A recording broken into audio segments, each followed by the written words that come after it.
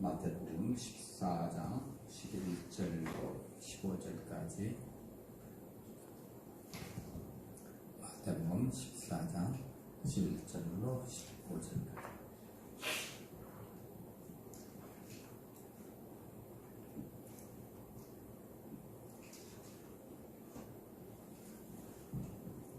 네, 한번 천천히 같이 읽어보십시다. 그의 머리를 장관에 감아 그 소녀에게 주니 그녀가 그것을 자기 어머니에게 가져가니라. 요한의 제자들이 와서 몸을 가져다가 묻고 예수님께 가서 아뢰니라. 예수님께서 그것을 들으시고 배를 타고 거기를 떠나사 따로 외딴 곳으로 가시니 사람들이 그것을 듣고 도시들에서 나와 걸어서 그를 따라가니 예수님께서 나오셔서 큰 무리를 보시고 그들을 불쌍히 여겨 마음을 가지사 그들의 병든 자를 고쳐주시니라. 저녁에 되매 그분의 제자들이 그분께 나와 이르되 이곳은 fes당 곳이요 때도 이제 지났으니 우리를 보내어 그들이 마을로 들어가 양식을 사주소서 하거늘 그의 머리를 따라 그에게 주니 그녀가 그것을 자기 어머니에게 가져가니라. 요한의 제자들이 와서 몸을 가져다가 묻고 예수께 가서 아뢰니라. 예수님께서 그것을 들으시고 배를 타고 어디로 가요?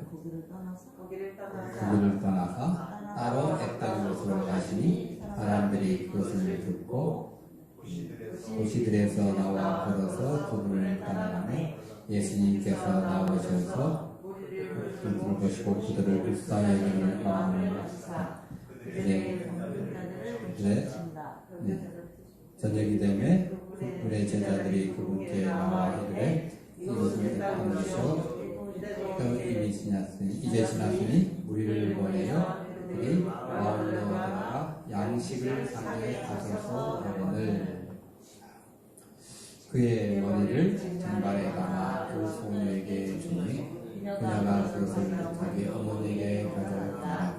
요한의 제자들이 와서 공연을 가져다 놓고 예수님께 가서 아뢰니라.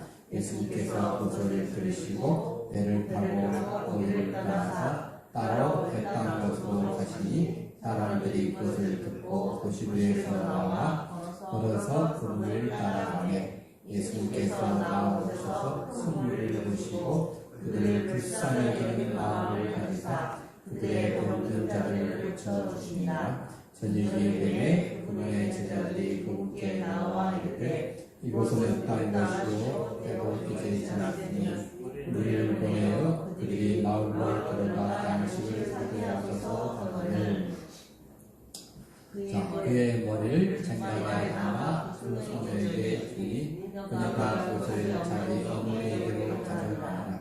요한의 제자들이 와서 몸을 가져다가 묻고 예수님께 가서 아뢰니라. 예수님께서 그것을 들으시고 배를 타고 거기서 떠나사 따로 외딴 곳으로 가시니 사람들이 그것을 듣고 도시에서 나와 걸어서 그를 따라가시네. 예수님께서 나오셔서 큰 무리를 보시고 그들을 불쌍히 여기는 마음을 가지사 그들의 병든 자들을 고쳐주시니라. 저녁이 되매 그들의 제자들이 그분께 나와 이르되 이곳은 fes당 곳이요 때도 이제 지났으니 우리를 보내어 그들이 마을로 들어가 양식을 사게 하소서 하거늘 제점 해봅니다. 그의 머리를 장관에 감아 그 소녀에게 주니 그녀가 그것을 자기 어머니에게 가져가니라.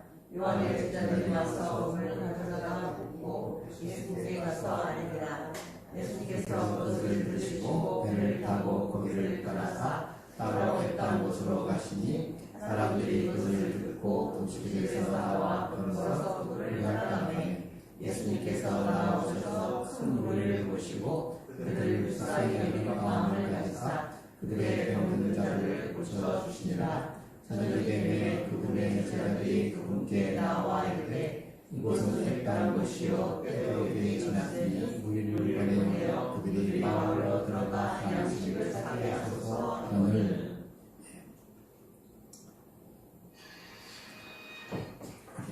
12절, 11절 뭐 해가지고 목을 쟁반에 갖다 주는 것이 있습니다. 예수님의 사역에 대해서 13절부터 쭉 이제 하십시다. 그러니까 우리가 어떤 일을 하나 이렇게 성취할 때 사람들의 생각, 우리 세상의 생각으로서는 네 가지 경제적인 뒷받침이 있어야 되고 지식이 있어야 되고 경험이 있어야 되고 정렬이 있어야 되고 성도도 마찬가지고 뭐 집안화 짓도 마찬가지고 제일 세상 사람들 생각할 때 제일 중요하다고 생각하는 게 돈이 있어요. 아무리 멋진 계획을 하면 뭐랍니까? 돈 없으면. 있잖아요. 우리 교회가 좀 이렇게 너무 열악하니까 멋진 빌딩을 하나 지어가지고 이렇게 했으면 좋겠다. 다 같이 기도하고 계신지 아는데 없어요. 우리한테는 안 주셨어. 아직까지는. 언제 줄지 모르겠지. 모자는 주시겠지만 이 경제적인 게 뒷받침돼야 되거든요. 또 그것이 있다 할지라도 그 내가 하고자 하는 분야에서 정확한 지식이 필요해요. 정확한 정보가 필요하고. 네. 이게 정보가 없으면 안 되죠. 캄보디아의 선교사님이 가을 학기부터 신학교를 우리가 시작을 하자고 와서 강의를 이제 해 주겠냐고가 아니라 해주는 것은 당연한데 무슨 과목을 하시겠어요? 잘못하면 여러분 줄만 여러분 된 그런 사람이 될 수도 있어요. 여기 갔다가 설교하고 어쨌든 간에 제가 맨 처음 생각된 게 뭐겠어요? 돈 있나?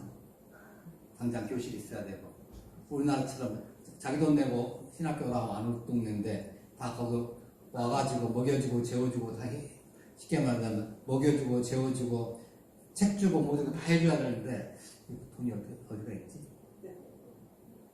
자, 그 다음 그 첫 번째고 그것은 내 문제 아니고 그건 하나님 문제고 알아서 하세요 던져버리고 두 번째 문제는 지식의 문제죠. 정확한 정보가 있느냐는 거죠. 네, 어떤 것을 가르치고 어떤 것을 가르치지 말아야 할 것인지. 네. 세 번째는 경험. 해보지 않는 것은 용기가 없습니다. 우리가 해보지 않는 것은 아무리 한평생 공부를 많이 해도 경험이 없는 사람은 한 발자국도 못 내거든요. 그래서 자꾸 연습을 해보는 거예요. 자전거 혹시 우리 김조사님 자전거 타실 줄 아세요? 모릅니다. 예. 타는 거는 내가 보기에는 뭐 아무것도 아닌 것처럼 보이죠. 발만 움직인 것 같죠?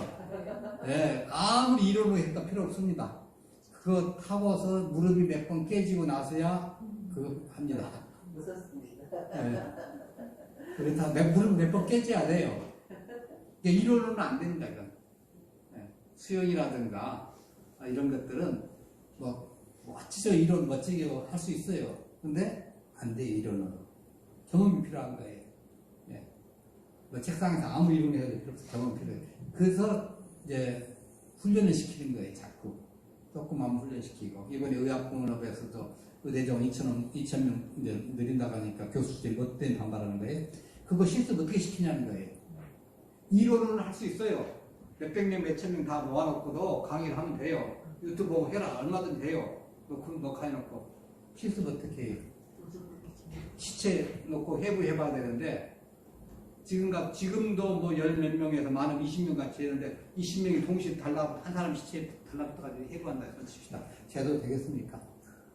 근데 곱하기 2가 2배가 된다고 하면, 실습장이 갑자기 2배로 늘어가는 것도 아니고, 그것도 된 거 아니잖아요. 그러니까 교수들이 그거 걱정하는 거예요. 지금도 그게 힘드는데, 거기다 한두 명 끼는 거는 문제가 안 되겠지만은, 그게 늘어나 버리면 수박 겉핥기 실습이 된다는 거죠. 그러면 제대로 못 가르치는 거예요. 그게 이제 도제교육의 문제입니다.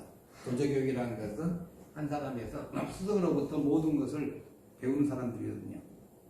이론만 배우는 것이 아니라 그 사람의 이제 인문계 같은 거 인품부터 시작 다 배우는데 의사 같은 경우는 작은 거 하나 다 배우는 거예요. 네. 맨 처음에 어떻게 이제 수술실에 가운 입고 들어갈 때 어떻게 입어야 되고 이거 씻을 때는 어떻게 손 씻고 할 때는 어떻게 씻어야 되고 우리 코로나 때 어떻게 하라고 했죠? 30초간? 네, 30초간 뭐하고? 비누칠 해가지고 하고 그 다음에 또 그거 헹구는데도 30초간 하나 걸리잖아요. 한번 딱 헹구고 끝난 게 아니라 그러면서 한다. 그걸 그 사람은 어떻게 해요? 할 때마다, 들어갈 때마다 하는 거예요. 그리고 다른 거 묻히지 않고 자연 내고, 다른 사람 못 입혀주잖아요. 그래서 뭐 안 묻히고. 그런데 그거 하나씩 단계 해가지고 하는데, 이제 그런 것도 쉬운 거지만은 아주 중요한 것들은 어떻게 할 거냐는 거죠. 그래서 이제 의사들의 말은 그래요. 이론상으로 2,000명 들리는데 문제가 없다는 거예요. 이론상으로는. 법학 얼마든지 늘릴 수 있어요. 법대 같은 경우는. 강의만 하면 되니까. 그리고 실습이야 뭐, 각 법원, 뭐, 이제 변호사 사무실 막 보내면 돼요. 근데 이게 한정돼 있잖아요. 그래서 의사들은 이제 주장이 겁니다. 그 사람들 주장이 내가 100%다 옳다고는 말 못하겠지만, 자주가 그 문제, 경험의 문제에서는 그 사람들의 말이 어느 정도 일리가 있어요. 경험의 문제에 있어서는. 그 다음에 이제 또 하나 있어요. 정렬이 있습니다. 내가 이걸 하고자 하는 마음이 없다가 하면 안 되는 거예요. 가장 뜨거운 게 이거예요. 네, 뜨거운 정렬이 필요해요. 돈도 있고, 지식도 있고, 경험도 다 해봤는데, 하고 싶은 생각이 없어요. 그러면 안 해도 되겠지. 이것은 쉽게 말하면 요즘 애들 마음에 따라 땡기는 것이 없는 거예요. 확 나를 잡아는 게. 그러면 안 한다는 거예요. 못하면 실패하는 거예요. 네. 아주 이거 중요한 거예요. 그러니까 요걸 이 네 가지는 뭐 선교든지 뭐 일반 뭐 하다못해 집 짓는 거든지 뭐든지 다 적용되는 문제, 기본적인 문제입니다. 세상에 이 땅에 눈에 보이는 어떤 성과를 내고자 하는 모든 역사는 이 네 가지가 중요한 거예요. 경영학적인 측면이 아니라 이제 전체적으로 봤을 때도. 그런데 예수님의 사역에 대해서는 이 네 가지 조건이 없어요. 예수님이 돈 가지고 다 돌아다니면서 하셨나요? 그래서 제자들한테 지식을 갖다 정확하게 다 알려줘가면서 하신 것도 아니잖아요.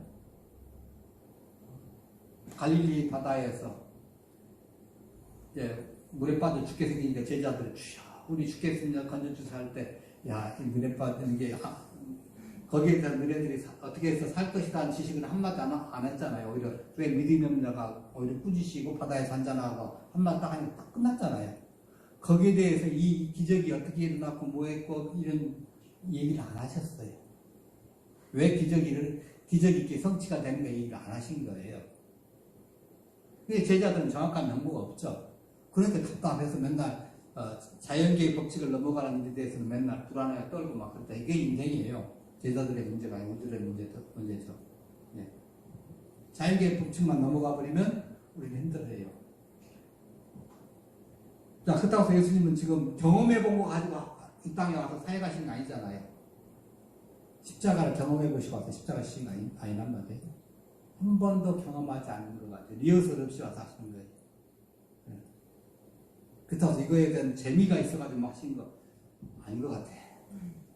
예수님의 일생을 쫙 보면 뭐 재미가 있어가지고 뜨거운 마음, 정열적인 그 사람. 그럼 뭐가 있는지 예수님. 이 네 가지 조건이 없어요. 딱 한 가지가 있다고 하면 바로 지금 그 불쌍히 여기는 마음 하나가 있어요. 그것이 예수님의 마음. 그거 한 가지. 예전에 그 중국의 내지 선교회 에서 선교사들 모집할 때 선교사들에게 이런 경우가 있다고 해요. 왜 당신 지원했느냐?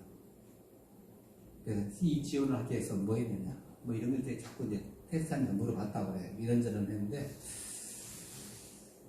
딱 한 가지 했는데 그 사람들이 너무 눈에 밟혀요. 그 사람들이 너무 눈에 밟혀서 그러니까 다른 일을 할 수가 없습니다. 그 사람이 됐어요.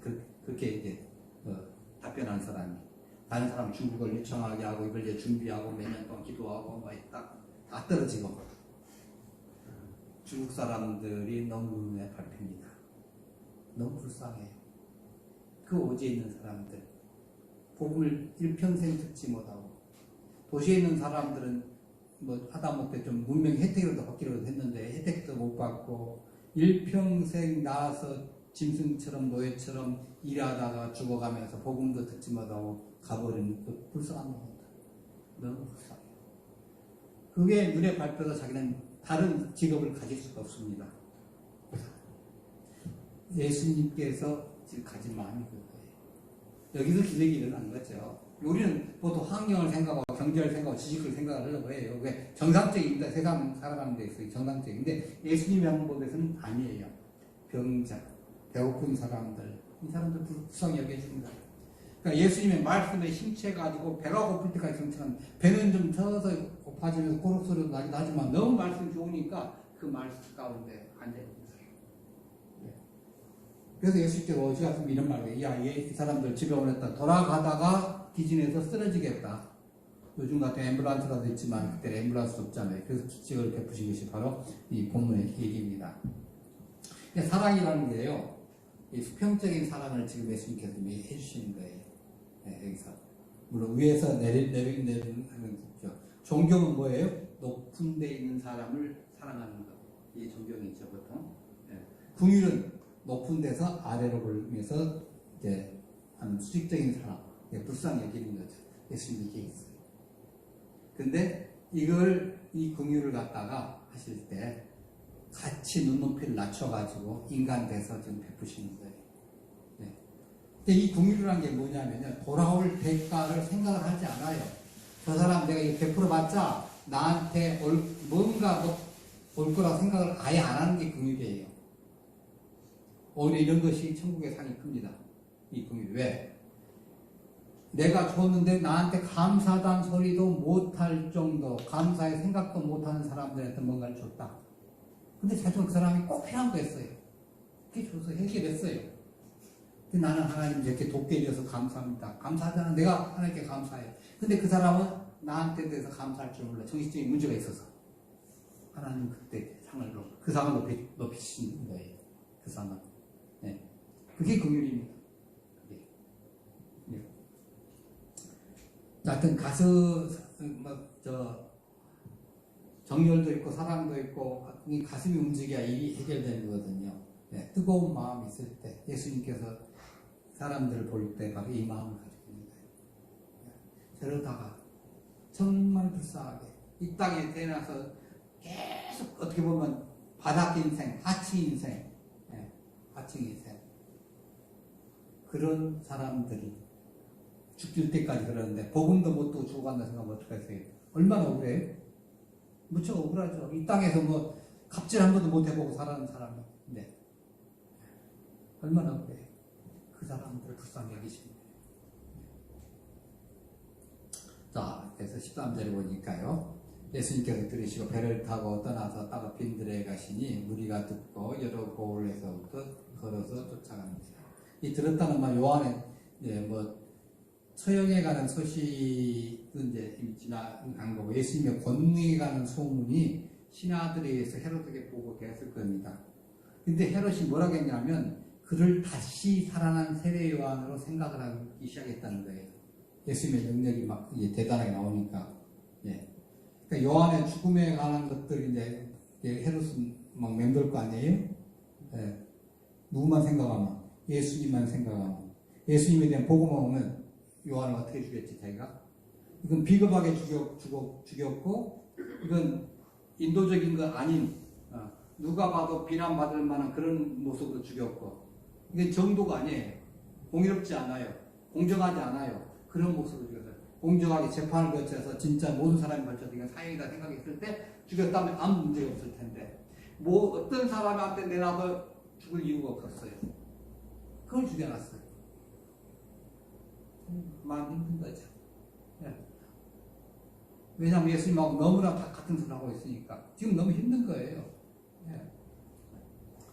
그래서 이 헤롯이 예수님을 갖다가 세례 요한이 부활한 거 아니야? 다시 산 거 아니야?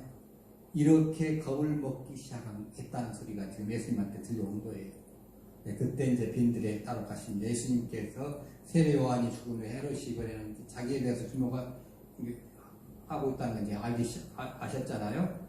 그러니까 헤롯의 미신적인 두려움, 그러면서 그 헤롯은 예수님을 만나보길 또 간절히 기도합니다. 기대돼요. 왜?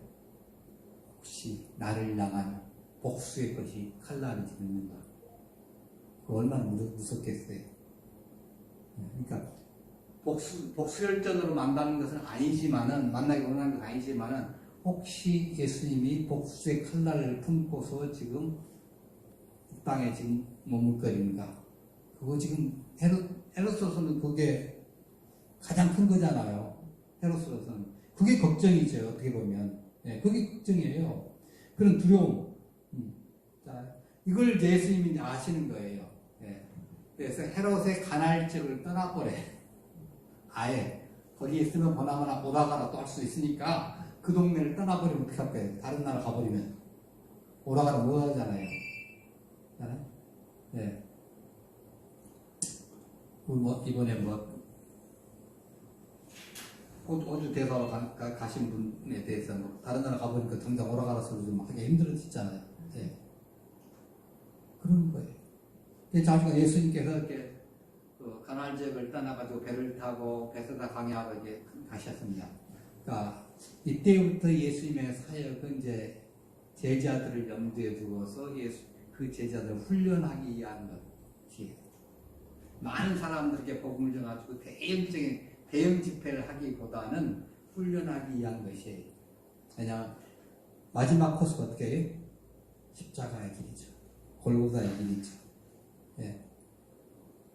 창세기 3장 15절에서 애언한 그 애언, 다니엘에서 애언한 그 애언, 예. 여자의 후손이 내 발등상을, 내 머리를 때려라. 예. 여자의 후손이 뭘로 밟아요? 발로 밟아버려요. 발로. 그게 어디에? 골고다예요. 예. 그거 지금 향해서 가시는 거예요. 예. 순환과 죽음이라는 사실. 요걸 갖다가 인식하고 있었기 때문에 그 전에 예수님께서는 바쁘셔. 왜? 교육을 시켜놔야 하잖아요. 이거 안 해놓고 가면 이거 의미를 갖다가 내가 내 죽음의 의미를 갖다가 제대로 전달하지 못하면 어떻게 되죠? 어떻게 되죠? 의미가 없잖아요. 요즘 말하면 개죽음이에요. 네. 그래서 예수님께서 12제자를 집중해서 키워놓으신 거예요. 수백만 명이 필요한 게 아니라 12제자. 그 중에 또 하나는 또 배신까지 했어요. 그걸 갖다가 키워놓으신 거예요. 제대로 전할 사람. 어중간하게 전할 사람 말고 제대로 전할 사람. 그걸 하는 거죠. 그래서 사람들 갖다가 한 거죠. 근데 사람들은 어떻게 해요? 예수님께 이적을 해가고 병 고치시고 말하니까 쫓아간 거예요. 사람들 또 예수님께 불쌍히 여기시잖아요. 예. 그래서 그 사람들에게 쫓아갔는데 예수님께 생각을 하신 거예요. 나를 계속 따라다니는 이 제자들, 사람들에게 영육간에 휴식도 필요하고 이렇게 휴식하면서 제자 훈련도 좀 시켜야 되겠다 생각해가지고 지금 제자 훈련을 할 수 있는 이제 그 동네로 좀 살살 가는 겁니다. 그래서 근데 사람들은 어떻게 해요? 예수님은 제자들과 같이 배를 타고 있는데 사람들은 어떻게 해요? 갈릴리 호수를 아예 한 바퀴 돈다는 생각을 하고서 많이 돌아 반쪽이겠죠. 그렇잖아요? 도겠다 생각하고서 걸어가 버린 거예요. 특별히 여기에서 다른 때 같은 예수님께 갔더라 했을 텐데 걸어서 갔더라. 아까 예수님 기억나죠? 왜 걸어서 갔냐? 예수님하고 제자들 배를 타고 가셨거든. 근데 사람들은 그 수많은 사람들 해봐야 그 배들 해봐야 나룻배라기보다는 고깃배죠. 고기 잡는 배들 이제 대부분일 것인데 워낙 숫자가 많다 보니까 여객선이 없던 그 시절에 지금은 관광객들 위해서 여객선도 좀 있어요. 근데 그때 당시에는 갈릴리 호수 안에 들어가 관광하겠다는 사람들 별로 없었고 그냥 고깃배 타고 가서 관광하면 되거든요. 그런 사람도 없겠지만은 근데 수백 명, 수천 명이 와가지고 한다 어떻게 해요? 배로는 안 되잖아요. 그러니까 아예 걸어가는 거예요. 아예. 그러니까 이 사람들도 어떤 사람들이 선지자 세례 요한을 갖다가 막 쫓아다녔어요. 이 시대의 별이, 이 시대의 희망입니다. 당신의 말씀 우리가 듣겠습니다 하고 쫓아다녔는데 막상 그가 헤롯에 의해서 채용되고 나니까 그나마 헤롯이 내가 지금 홍보하시는 분이 예수님인데 그분은 세상 죄를 지고 가는 하나님 어린 양입니다 하고서 소개를 해줬잖아요. 그래서 예수님이 전한 내용과 세례요한이 전한 내용과 예수님이 전한 내용은 범위가 넓죠. 근데 세례요한이 전한 내용은 범위가 좁아요. 뭐에 관한 거예요? 예수님이 오실 거라는 것에. 그리고 그가 와서 하나님 나라에 대해서 이렇게 할 것인가. 근데 예수님께서는 그거에 대해서 더 구체적으로 말씀하셨고. 네. 근데 그 세례요한이 평상시에 예수님에 대해서 소개됐으니까 예수님께 쫓아다니는 거예요. 그래서 수많은 우리가 더 많이 붙은 거죠. 세례요한이 죽은 다음에. 네. 그래서 쫓아가서 우리 영적인 안식을 얻기 위해서 갔어요. 자, 그래서 14절에 보니까 자, 예수님께서 나와서 큰 무리를 보시고 불쌍히 여기사 그 중에 있는 병자들을 고쳐주시는 거예요. 그러니까 대적자들에게 표적이 될 것입니다. 물론 이제 자신이 공개되니까 헤롯이 지금 눈에 불을 켜고 있죠. 또 헤롯뿐만 아니라 바리새인들도 마찬가지죠. 서기관들도 마찬가지죠. 제사장들도 그렇죠. 눈에 불 켜는 사람들이 점점 늘어나고 있어요. 근데 지금 많은 사람들이 공개가 됐습니다. 자, 근데 제자들과 함께 이 무리를 향해서 이제 오십니다. 그래서 뭐 때문에 불쌍히 여겨주셨어요. 불쌍히 여기시네. 그래서 이 무리들이 몇 명 정도 되신다고 했죠, 여러분? 예, 남자 장정만 5,000명. 그러니까 여자 했다 하면 10,000명. 애들까지 한다면 뭐 적어도 20,000명 내지는 30,000명.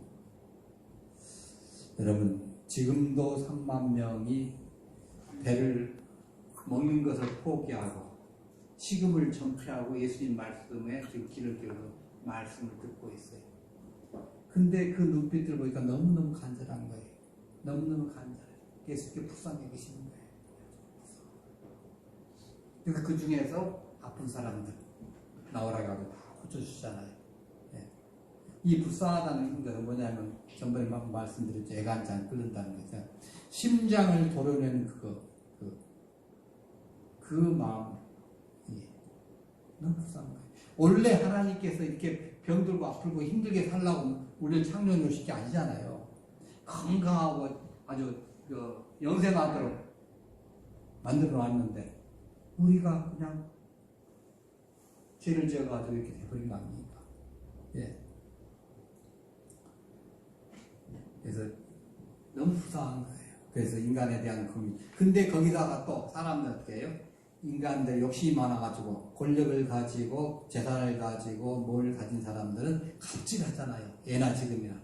그러면 그걸 가지지 못한 사람들은 더 힘들어요. 더 힘들어요. 그 사람들은 진짜 불쌍한 사람들이죠. 예.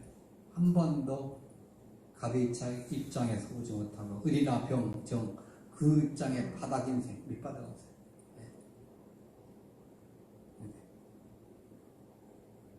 쉽게 말해 하렘인데 히브리어는 하렘인데 그 사람들의 가슴이 찢어집니다.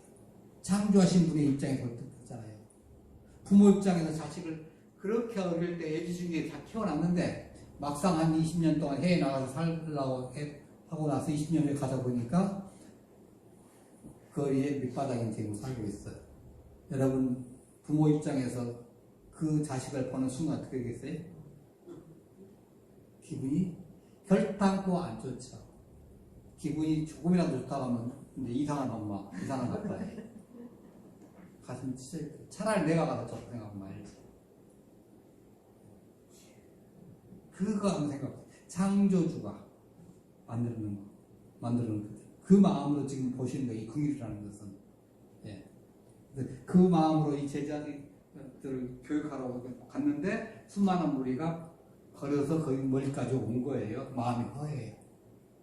우리는 어떻게 살았습니까? 이 험난의 시장에. 일을 열심히 해놓고 돈 벌어놓으면 노마 사람들 와서 가져가 버리고. 그럴 때 어떻게 하죠? 아무리 많이 뭐 있어도 뭐합니까? 네. 너무 힘듭니다. 정말 힘들어요. 이렇게 불쌍히 여기시는 예수님의 마음. 저녁 때까지 말씀을 들었어요. 근데 15절에 보니까 저녁이 되매 제자들이 나오는데 이곳은 빈들이 올 때까지 잠들었으니 무리를 보내 제 마을에 들어가 먹을 것을 사먹게 하소서. 제자들이 보기에도 이제 이 사람들이 불쌍하게 생각한 거예요. 저러다가 배고파 죽겠다. 말씀 듣다가 아사하겠다. 이 생각이 든 거죠. 그렇다고 거기서 집단으로 저녁에 재울 수도 없잖아요. 저녁에 되게 춥거든. 유대의 그 광야의 저녁은요, 대단히 추워요. 낮에는 햇빛이 더 뜨끈뜨끈해서 여름 같지만은. 제자들이 이제 걱정되는 거예요. 근데 이걸 어떻게 먹이지? 마을 옆이라면 사람들에게 가서 사면 돼. 자그마치 3만 명. 마을에 가면 살 수 있어요? 여러분, 지금 여기에서도 미아역 가가지고, 미아역 근처 100m 이내만 딱 잡아가지고, 100m면 굉장히 넓습니다. 삥 걸려서 100m니까. 그거 잡아가지고 3만 명분 식사를 동시에 해낼 수 있을까요? 거기는 식단도 다 동원해가지고. 그런 게 없어요. 네. 한 집에서, 이제 음식점이 300개라 하면 100명분을 해내야 돼요. 100명분 해내려면 여러분 식사 준비해 보셔서 알잖아요. 그거 그냥 뚝딱 나온 게 아니잖아요. 그거 며칠 전부터 준비해야 돼요. 재료부터 준비해내야 돼요. 3만 명 이게 보통입니까? 더군다나 광야에서 말씀만 들었으니까 오죽이나 배고파요. 또 걸어서 거기까지 갔잖아, 이 사람들이. 걸어서 가는 사람은 그렇지 않아도 시작할 때부터 말씀 듣기 시작할 때부터 배고픈 사람들이. 근데 그 사람들이 마을에 가서 한다고 하면 이거 먹어도 무지막지하게 먹을 사람입니다, 진짜. 예수님의 방법 아니면 해결이 안 되는 사람들이에요. 예. 그래서 제자들이 여기는 빈들을 광야라는 거죠. 이 광야라는 소리는 뭐냐면 예전에 세례요한이 광야에 살았잖아요. 예. 광야와 사막의 차이점이 뭔지 아셔요? 한번 말씀드린 것 같은데 습도의 문제입니다. 습도가 15% 이하면 사막이에요. 습도가 15% 이상이 되면 광야가 돼요. 요 차이에요. 네. 근데 이 광야에서 세례요한이 뭐 먹고 살았죠? 메뚜기와 석청 먹고 살았어요. 쫓아다니면서 흔했던 것이 아니에요. 광야에도 뭐 나무가 많고 뭐 해야 되는데 흔했던 것은 아닌데 그러나 구석구석 쫓아다니다 보니까 이렇게 또 바이틈 사기에 뭐 해가면서 또 했던 거죠. 예. 물론 이스라엘 사람들도 예전에 그 선조들이 광야에서 40년 동안 돌아다니면서 뭐 만나를 먹고 메추라기를 먹고 메뚜기도 먹고 살았죠. 극양은 아니지만은 지금 이스라엘 백성들이 머물렀던 그 강은 아니에요. 어디 강이라고 그랬죠? 사우디. 지금의 사우디. 예, 광야죠. 바로 그런 거예요. 마을도 없고 인적도 없고 뭐 이런 오로지 가장 제가 이쁘게 표현하면 자연식품인 메뚜기와 석천밖에 없습니다. 그다음 많이 있느냐? 그것도 아니에요. 아무리 많이들 3만 명이 먹으려면 얼마나 많이 있어야 되겠습니까? 적게 먹는다고 해도 이것에 뭐 꿀을 반컵만큼만 먹는다고 가정해 봅시다. 배고프니까 워낙 뭐 그거에 반도 힘들겠지만 3만 명분 하려면 얼마나 많겠어요? 예, 아무것도 없는 거잖아요. 예. 자, 거기에서 지금 이제 한 거죠. 때가 저물었어요. 때가 지났고 다 이제 더더더 식사할 때고 참 밝은 시간에 좀 이제 보내는 좀 좋은데 아마 해가 좀 느긋할 때 보는 것 같아요. 완전히 어두워지면 못 가니까 예. 그때 이제 제자들이 곧 해가 거치면 더더 집에 가기 힘드니까 지금 보내야 되겠습니다. 그냥 먹을 거 사먹게 해야지. 지금 배고프다 어떻게 하겠어요? 이 제자들은 어떻게 생각하는 거예요? 세상의 가치관 속에 세상의 그 금전 만능적인 생각에서 뭐 나온 거겠죠. 당연히 그렇게 생각해야죠. 왜? 대안이 없잖아요. 자기들이 지금 군인들처럼 비상식량을 몇만 명 들고 다니는 것도 아니고 예. 전혀 무책임한 겁니다. 아마 제자들 중에 한 사람이 아마 가룟유다가 아니겠느냐 사람들은 추측을 합니다. 그래서 필요한 돈이 얼마쯤인지 알고 있었겠죠. 3만 명분 식사를 한다고 하면 네. 그래서 2만 명분, 3만 명분 우리에게는 그래도 우리가 조금 회비 받은 것이 있긴 있는데 그 도네이션 받은 거, 기부금 받은 것도 있는데 그 돈 가지고 이거 먹이기는 너무 힘들어요. 아마 그 생각을 했을 것 같아요. 지금 그 생각을 가지고 지금 이 본문이 지금 시작되는 겁니다. 네, 제자들은 이제 가서 자기들끼리 생각하기를 결국은 각자 먹도록 하자. 우리가 이거 해결이 안 된다. 아마 그 생각을 한 것 같습니다. 여러분의 생각은 어떠세요? 어떻게 해결하시겠어요? 광야에서 3만 명이 이런 거 많이 당해보거든요. 갑자기 하면. 저도 예전에 학생사회 갈 때 보면 한 10명 정도 올 거라고 생각을 하는데 갑자기 30명씩 와요. 어떡합니까? 비상식량 다 꺼내야지 뭐 언제. 있는 거 다 꺼내야 다 해결해야 돼. 해내야 돼. 나중에. 먹여야죠. 그 청년들 또 좋은 먹어요. 대학생들이. 등치 좋은 대학생들이 와가지고 군사훈련 받고 막 그러는데 우리 지금 먹는 것은 3인분에서 5인분 뭐 그건 기본입니다. 어마어마하게 먹어요. 자기가. 네. 그거 해내야 돼. 근데 이 배고픈 우리들 3만 명을 하나님께서 어떻게 먹이실까? 이 다음 주에 우리가 하나님 은혜를 구경할 일이 생길 것입니다. 하여튼 헤롯은 그의 찬란한 궁정에서 그 귀족들과 연회를 베풀어가지고 막 나눠 먹었어요. 근데 그 연회장이 어떻게 됐죠? 살인의 장소, 범죄 현장이 되어버렸어요. 근데 예수님께서 지금 베푸시는 기적, 이 기적은 오병이어의 기적의 현장, 그 빈들, 축복의 장소, 감사가 넘치는 장소, 은혜의 땅, 천국장치가 벌어지는 그런 귀한 땅이 될 겁니다. 무엇을 먹느냐가 중요한 게 아니라 누가 주관했느냐가 중요한 거예요. 누가 주관했느냐. 가끔가다 우리 김 목사님 그 말씀하세요. 너희들은 그 높은 행정관과 같이 밥 먹지 마라. 예를 들어 구청장이나 대통령이 밥 먹자고 먹지 말라는 거예요. 나중에 우리한테 뭘 요구할지 모르는 거죠. 절대 가지 말라는 거예요. 저는 아주 진짜 그 타강에 그 말씀 여러분 새겨들었으면 좋겠어요. 한 번 먹지 말라. 공짜줄 좋아하지 마라. 이번 여름에 미국에서 모든 비용은 다 될 테니까 와서 7박 8일간 여행하고 가세요. 그래서